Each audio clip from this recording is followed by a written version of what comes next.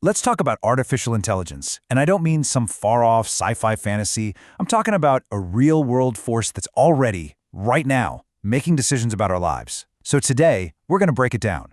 We'll look at how this AI engine actually works, what fuel it runs on, and maybe most importantly, the ghost of human bias that can haunt the machine. This idea of intelligent machines, it's not new. This quote is from Alan Turing, one of the great pioneers of computing, all the way back in 1949. He saw the potential way back then, but we're the ones who are actually living in the future he predicted. And just how fast did that future arrive? Well, check out this number, 100 million. That's how many people started using ChatGPT in just 2 months after it launched. 2 months. At the time, that made it the fastest-growing consumer product in history. It's safe to say AI has officially gone mainstream. All right, Section 1. AI is here. It's not coming, it's arrived. It's jumped out of the research lab and onto our laptops. But what exactly is it? So what is it, really?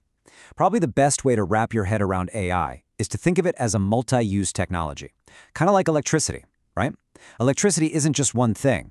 It's a foundational power source that you can apply to a million different tasks, from lighting a room to powering your car. AI is the same kind of deal. So, Section 2, the engine of intelligence. How does this technology actually work? Well, it really boils down to 3 key parts working together. First up, you've got your algorithms. Think of these as the brains of the operation. Then they need fuel, and that fuel is data, tons and tons of it. And this whole thing is powered by incredible computing power, the machines themselves. It's the fact that we've had massive breakthroughs in all 3 of these areas, all at the same time, that's really driving the AI explosion we're seeing today. And this gets at a really huge difference between old-school programming and modern AI. With traditional code, a human programmer has to write out a super specific step-by-step map with every single rule. With AI, it's different. We basically just give it a destination and a massive amount of data, and the algorithm learns the best path all by itself.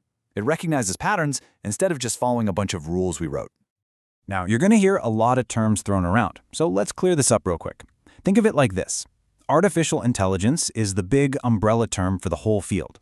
Inside that, you have machine learning, which is a specific way of getting computers to learn from data without being explicitly programmed.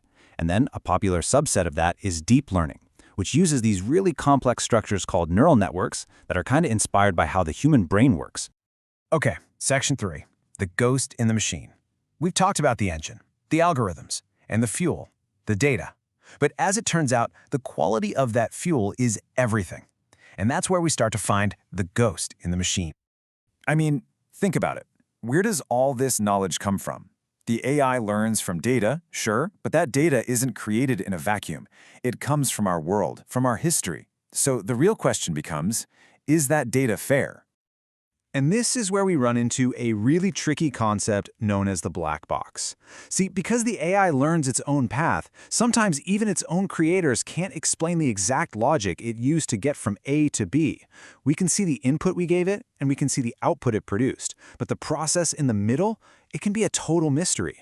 And that becomes a massive problem when the data it's learning from is flawed. And this is the absolute crucial point. The data we feed these AI systems, all those records from hospitals, courts, public agencies, it is not a perfect mirror of reality. It's a mirror of our society, with all of its existing biases and inequalities baked right in. As the researchers at Actionable Intelligence for Social Policy put it, we risk creating a datafication of injustice. This really gets to the heart of what institutional racism is. We're not just talking about individual prejudice, we're talking about how whole systems, their policies, their procedures can lead to different outcomes for different groups.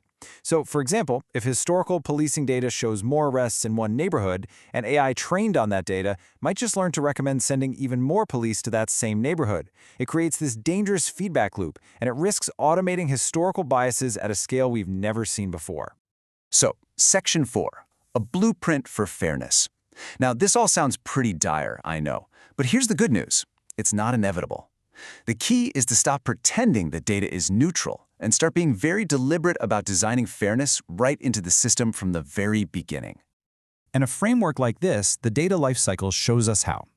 To build equitable AI, you have to think about fairness at every single step. It has to start way back in the planning phase, asking who this is for and why we're even doing it. Then it moves through data collection, access, analysis, how we actually use the algorithms, all the way to how we report the results. Fairness can't be an afterthought you just tack on at the end. It has to be part of the DNA of the entire process. And it really does all start with that first planning stage.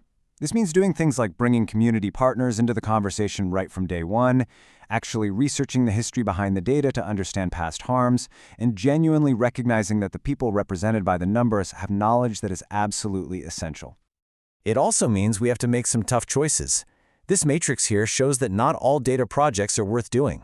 Some things, like using AI for predictive policing, are super high risk and maybe don't even have a clear benefit. But others, like mapping out data to figure out where to invest resources, that's low risk and high benefit. Having a framework like this helps everyone make conscious, ethical decisions about where and when we should even use these powerful tools.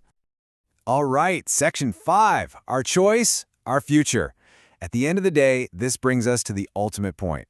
AI is a tool. It's an incredibly powerful tool, for sure, but its impact depends entirely on how we, as humans, choose to use it.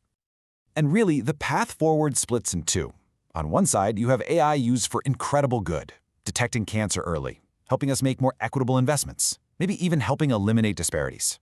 But on the other side, well, you've got a future with more surveillance, automated human bias, and these black box decisions that just reinforce old stereotypes. Both of these futures are totally possible. Because here's the thing to remember. The future isn't something that just happens to us. It's something we build. It's something we design. The values we choose to embed in these AI systems today will literally build the world we all have to live in tomorrow. So that leaves us all with one final question.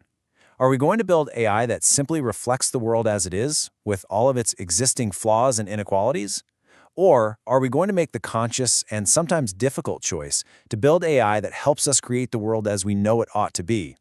The choice, really, is ours.